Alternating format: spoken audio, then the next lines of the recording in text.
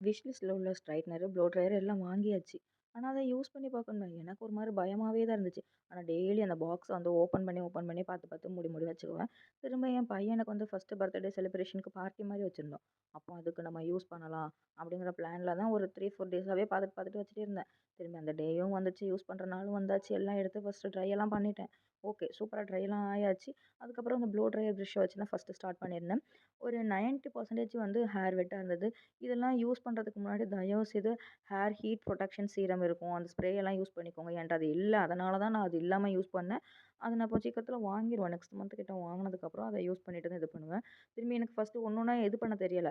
அதுக்கப்புறம் ஒரு 2, 3 திருப்பு எடுத்தேன். கரெக்ட்டா வந்துடுச்சு. ஏன்னா இந்த ஸ்ட்ரெய்ட்னர் வந்து இந்த ப்ளோ ட்ரையர்லாம் ரொம்ப வெயிட்டா ஒண்ணும் இல்ல. ரொம்ப ஈஸி ஹேண்டில் மாதிரி தான் இருந்துச்சா, அதனால நான் ஒண்ணொண்ணா பண்ணேன். ஓகே. சூப்பரா வந்துட்டு இருந்துச்சு. அப்புறம் ஃப்ரண்ட் பார்ட் தான் ஃபர்ஸ்ட் வந்து இன்வர்டா பண்ணியிருந்தேன். எனக்கு அது வந்து சரியா இருந்த மாரி இல்ல. அப்புறம் அவுட்வேர்ட் பண்ணியிருந்தேன். ரொம்பவே சூப்பரா இருந்துச்சு.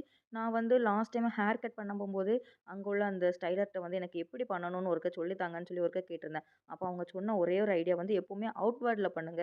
அப்பதான் இந்த கர்ல் எல்லாம் அழகா தெரியும் அப்படின்னு சொல்லியிருந்தாங்க. ஆனாலும் எனக்கு அது ஒழுங்கா பண்ண தெரியல. எனிவேஸ் ஏதோ ஒண்ணு பண்ணியிருந்தேன். ஆனா அவுட்புட் வேற லெவல்ல இருந்துச்சு.